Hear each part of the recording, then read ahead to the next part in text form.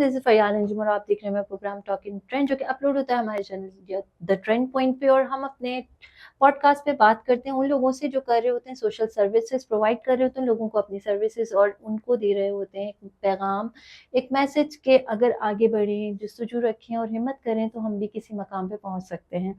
तो व्यूअर्स, हम देखते हैं कि आजकल सोसाइटी में बड़े मिथ्स, बड़ी प्रॉब्लम, बड़ी जो है ना डिफरेंट टाइप्स के नॉर्म्स एग्जिस्ट कर रहे हैं। सोशल नॉर्म्स जो हैं वो बढ़ते जा रहे हैं, जिसमें हम देखें मेल डोमिनेशन को लेके बहुत सारे प्रॉब्लम्स आते हैं, फीमेल कंट्रीब्यूशन को लेके बहुत सारे प्रॉब्लम्स आते हैं, और इसके अलावा जो मेल सपोर्टिव रोल है एक फैमिली में उससे रिलेटेड बहुत सारे प्रॉब्लम्स हैं। क्लाइमेट चेंजेस के हवाले से बहुत सारे प्रॉब्लम्स हैं। तो आज की हमारी जो गेस्ट हैं वो इन्हीं तमाम टॉपिक्स पे, इन्हीं तमाम मसाइल पे काम करती हैं। उनकी एक्सपर्टीज़ हैं, वो एक सोशल वर्कर हैं, और वो लोगों के मसाइल को सुनती हैं, हल करती हैं, और उनसे रिलेटेड जो है वो प्रोग्रेसिव वर्क करती हैं। तो मैं वेलकम करती हूँ अपने प्रोग्राम में। आज मेरे साथ मौजूद हैं तूबा रफ़ीक। अस्सलाम वालेकुम। कैसी तूबा? तो मैं जानना चाहूँगी, आप सोशल वर्क करती हैं, आप सोसाइटी में लोगों से मिलती हैं, उनके प्रॉब्लम्स को सुनती हैं, और हम देख रहे हैं कि हमारी सोसाइटी में बहुत वियर्ड टाइप के नॉर्म्स एग्जिस्ट करते हैं। ऐसे नॉर्म्स जिन पे लोग बात नहीं करना चाहते, ऐसी ऐसी प्रॉब्लम्स हैं जो डिस्कस ही नहीं होती, जिनमें एक बहुत बड़ा जो प्रॉब्लम है वो है फीमेल वायोलेशन का। और इसके अलावा हम देखते हैं कि फीमेल राइट्स को बड़ा कॉम्प्रोमाइज़ किया जाता है। और इस हवाले से आपकी क्या राय है? आप क्या कहना चाहेंगी इस हवाले से? फील्ड पर जब हम काम कर रहे होते हैं ना, तो वहाँ से बहुत ज़्यादा रेजिस्टेंस हमें फेस करनी पड़ती है, बहुत ज़्यादा। बहुत मोस्ट ऑफ द टाइम ऐसा होता है कि हमारी खुद की सिक्योरिटी भी रिस्क पर होती है। राइट। सो वहाँ पे बहुत फील्ड में ज़्यादा आते हैं। सोशल मीडिया पर तो क्रिटिसिज्म होता ही है, बट आई थिंक उसे डील करना, तो अगर काम करना है तो मैनेज तो करना पड़ता है। सो उसका बेहतर तरीका ये है कि इग्नोर किया जाए। अच्छा तूबा, माशाल्लाह आप गवर्नमेंट सेक्टर से हैं, असिस्टेंट डायरेक्टर आप काम कर रही हैं एज ए एक फर्म में, जिसको हम अभी डिस्कस नहीं करेंगे। हम बात करेंगे आपकी सोशल सर्विसेज के हवाले से। तो आप दस्तक फाउंडेशन की एक मेंबर हैं और उसमें अपनी सर्विसेज प्रोवाइड कर रही हैं। तो मैं जानना चाहूँगी कि दस्तक के रेफ़रेंस से आप डिफरेंट फैमिलीज़ को विज़िट करती होंगी, बहुत सारे आपके सामने जो है वो चैलेंजेस आते होंगे, लोग अच्छी बात भी करते होंगे, बुरी बात भी करते होंगे। अच्छा, आजकल हम जो एक चैलेंज देख रहे हैं जो कि बहुत नेग्लेक्ट हो रहा है, वो पैट्रियार्की। तो उस हवाले से आप क्या कहना चाहेंगी? मैं चाहूँगी कि थोड़ी हमारी ऑडियंस को उसके हवाले से इन्फॉर्मेशन दें, और ये बताएँ कि आपको खुद उस हवाले से क्या मिथ्स एंड फैक्ट्स जो है वो फेस करने पड़ते हैं जब आप लोगों से वन ऑन वन कॉन्ट्रैक्ट करती हैं? सबसे पहले तो आई थिंक मिस इन्फॉर्मेशन बहुत ज्यादा है पैट्रियार्की को लेकर, कि जब भी हम पैट्रियार्की की बात करते हैं तो यूजुअली जो मैन या मर्द जाता है वो बहुत डिफेंसिव एक पोजीशन में चले जाते हैं कि ये हमारे खिलाफ है, जबकि patriarchy itself is a system. वो एक सिस्टम का नाम है, वो किसी मर्द को बुरा कहना नहीं है। और यूजुअली एक ऐसा सिस्टम है जिसमें मर्द के पास पावर है डिसीजन लेने की, वो फैमिली में हो, किसी सोशल लाइफ में हो, या सोसाइटी में हो, या फिर वो रिलीजियस बैकग्राउंड, तो वहाँ आदमी उसके अंदर पावरफुल रहता है। यानी जो पावर डायनामिक्स हम उसे कहते हैं वो आदमी के पास ज्यादा होती है। और इसको फ्यूल कौन करता है? बोथ गर्ल्स एंड वुमेन और मैन एज वेल। तो ये सिस्टम शुरू से आया, और अभी जो हमारी करंट सोसाइटी, ये भी पैट्रियार्कल सोसाइटी है। यहाँ पर यूजुअली जो डिसीजन मेकर है वो आदमी है। तो जब भी खवातीन उन पोजीशंस में आती हैं जैसे डिसीजन मेकिंग की, तो उन्हें किन अल्फाजात से पुकारा जाता है वो हम सब जानते हैं। ये सोशल मीडिया पर उनकी प्रेजेंस होती है, और वो मतलब अभी तक एक्सेप्टेंस नहीं है चीजों को लेकर। जैसे मैं एक थोड़ा अर्सा पहले मैं एक वीडियो देखती थी जिसमें हमारे एक बहुत मशहूर एक्टर है, वो इस्लाम को लेकर बात कर रहे थे। वही बात एक और फीमेल एक्ट्रेस है वो कर रही है, बट दोनों की कमेंट्स बहुत डिफरेंट है। मतलब आप एक मर्द से एक्सपेक्ट कर सकते हैं कि वो मीडिया में हो सकता है, वो ये बात कर सकते हैं, लेकिन एक खातून नहीं कर सकती। राइट। सो ये चीजें हमारे जहन में फिक्स हैं। तो आई थिंक अभी जब तक सही इन्फॉर्मेशन नहीं जाएगी, वही सबसे पहला काम होना चाहिए, सही इन्फॉर्मेशन। अच्छा तोबा, मेल डोमिनेशन के हवाले से क्या बात करेंगे? आप देखें, अब आजकल हर कोई वुमेन एम्पावरमेंट की बात कर रहा है, और देखें हम जहाँ देखें हम देखते हैं वुमेन एम्पावरमेंट को बड़ा जो है चर्चा दी जा रही है, और ख़वातीन खुद भी अपने राइट्स के लिए बड़ी एक्टिव हो चुकी हैं। तो आप इसमें मेल डोमिनेशन, लाइक मैं ये देखती हूँ अगर कोई वुमेन काम कर रही होती है या अपने आपको मनवा रही होती है, डिसीजन पावर ले रही होती है, तो वहाँ जो मेल है उसकी ईगो हर्ट हो रही होती है। और इस हवाले से अगर हम ये भी देखेंगे कि जब कोई खातून है वो ड्यूरिंग प्रेगनेंसी मतलब अपने तमाम मसाइल को खुद फेस कर रही होती है, और हम ये देखते हैं कि मेल सिर्फ उसका रोल ये होता है कि बस वो कमा के दे रहा होता है, और प्रेगनेंसी भी औरत ने खुद अपनी लीड करनी है, बच्चा भी खुद पालना है, घर भी देखना है, बस मेल जो है फाइनेंस दे के अपना फर्ज समझता है कि पूरा हो गया। तो इस हवाले से आप क्या कहना चाहेंगी? इसमें तो एक पहली चीज तो ये कि जो हमारी जनरेशन पुरानी है ना, तो उन्होंने जो ट्रेडिशन और नॉर्म सेट कर दी है ना, वो अभी तक चल रहे हैं। सही, जैसे हर घर में आप देखेंगे कि अगर एक खातून प्रेग्नेंट है, उसे कुछ मिसाइल आ रहे हैं, तो उसे क्या सुनने को मिल रहा है कि हमने तो 8 पैदा किए, भाई ने तो सारे काम किए, तुम्हारे बड़े नखरे हैं, तुम तो काम कर। तो ये तो ट्रेडिशंस हैं जो हमारे घरों में अभी तक एग्जिस्ट करती हैं, इन्हें होंगे और इन्हें खत्म करना तो मुझे लगता है बहुत मुश्किल है। लेकिन अगर जैसे कि आपने मुझे बात की कि बाहर ममालिक में हम देखें, तो वहाँ तो इवन जब प्रेगनेंसी या डिलीवरी हो रही होती तब भी उनके हस्बैंड को साथ खड़ा किया जाता है ताकि वो देखें कि औरत किस तकलीफ से गुजर रही है, राइट। और वहाँ से एम्पैथी पैदा होती है। बट यहाँ तो ये तो बहुत आगे की बात अगर हम करें, यहाँ तो शुरू में ही नहीं होता। और फिर वहाँ ट्रेनिंग्स होती हैं प्रेगनेंसी से पहले कि क्या आप आया बच्चा अफोर्ड कर सकते हैं, नहीं कर सकते, कर सकते हैं तो उसको पालना कैसे, तरबियत कैसे करनी है, यहाँ तो पता ही नहीं होता ना। बस जहाँ 4 पल गए वहाँ 5वां भी पल जाएगा। ये डायलॉग आप हर जगह सुनेंगे, जबकि एक पूरी जिंदगी है, तरबियत करनी है।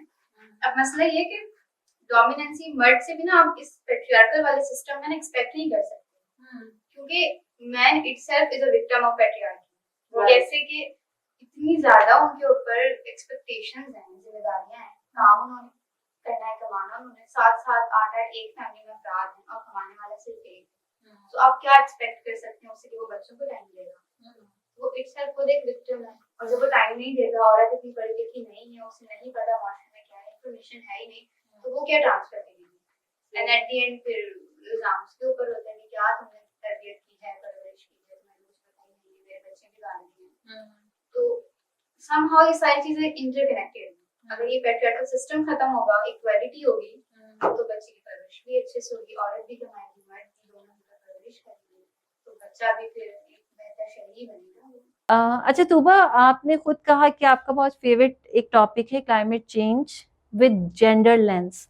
सबसे पहले तो क्लाइमेट चेंज हम सब जानते हैं क्लाइमेट का चेंज क्या होता है, लेकिन इसमें जेंडर एसोसिएशन क्या है? थोड़ा सा इस टॉपिक को आप डिफाइन करें कि ये है क्या चीज और इसकी क्या वर्थ है। जैसे आपने कहा ना कि इसको निग्लेक्ट किया जाता है, तो अगर ये निग्लेक्ट होता है तो इसकी वर्थ क्या है, इसकी इसको अप्रूव करने में, इसको पढ़ने में जो सोसाइटी है उसके लिए क्या बेनिफिट हो सकता है? तो थोड़ा सा मुझे इस हवाले से गाइड करें। सबसे पहले अगर हम क्लाइमेट चेंज की समझने बहुत आसान है पास में, तो लॉन्ग टर्म चेंजेस आपके क्लाइमेट में, वेदर पैटर्न में, पूरे अर्थ के लॉन्ग टर्म चेंजेस जो वक्त के साथ आ रहे हैं और जो ह्यूमन मेड हैं, मैन मेड नहीं बोलूंगी क्योंकि खवातीन भी शामिल हैं जो कि ह्यूमन मेड हैं, उनकी वजह से आपका मौसम चेंज हो रहा है, वेदर पैटर्न चेंज हो रहा है। जैसे कराची में बेइंतहा गर्मी हो रही है, ये क्लाइमेट चेंज है। ग्लेशियर्स पिघल रहे हैं, तो ये क्लाइमेट चेंज है। ये हमने खुद ही बनाया। अब बहुत सारे लोग, लेकिन बहुत पढ़े लिखे लोग माशाल्लाह से कहते हैं what is climate change, it exist in that.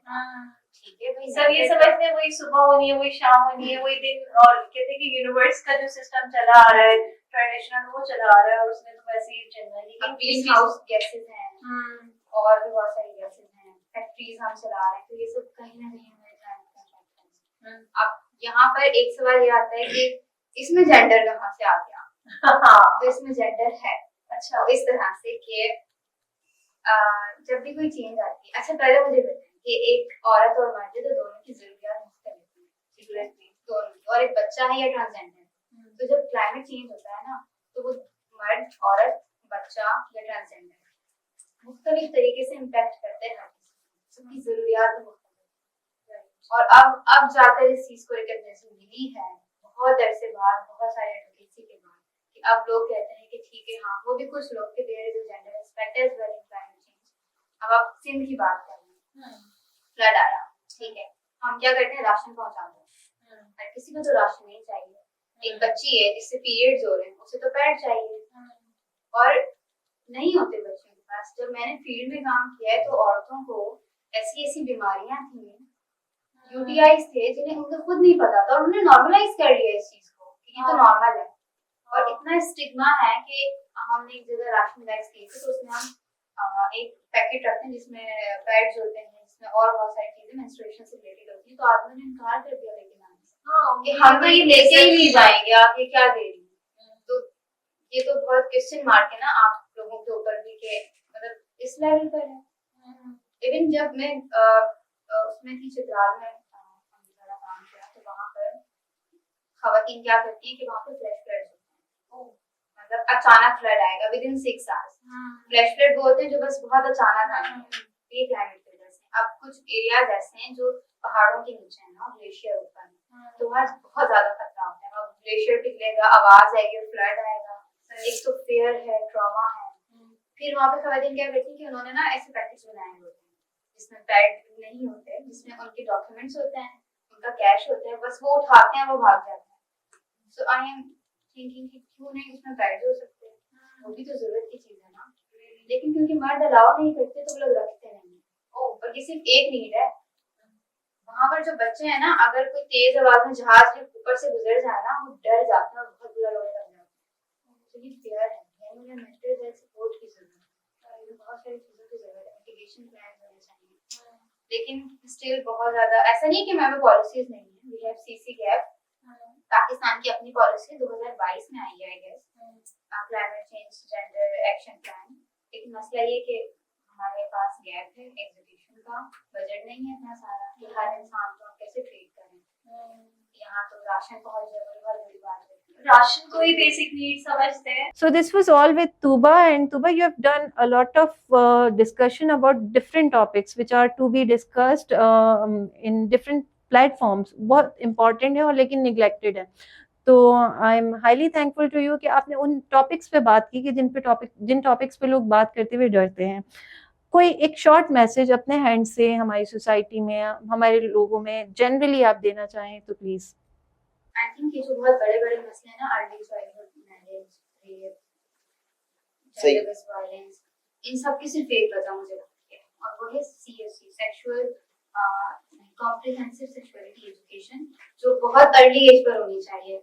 यानी बच्चे को प्यूबर्टी हिट करने से पहले ही उसकी बॉडी ऑटोनॉमी, उसके बारे में इंफॉर्मेशन दे देनी चाहिए ताकि वो खुद हेल्दी डिसीजंस ले सके अपने आप को, अपनी प्यूबर्टी के हवाले से, ख्वाह वो लड़की है, लड़का है या ट्रांसजेंडर है।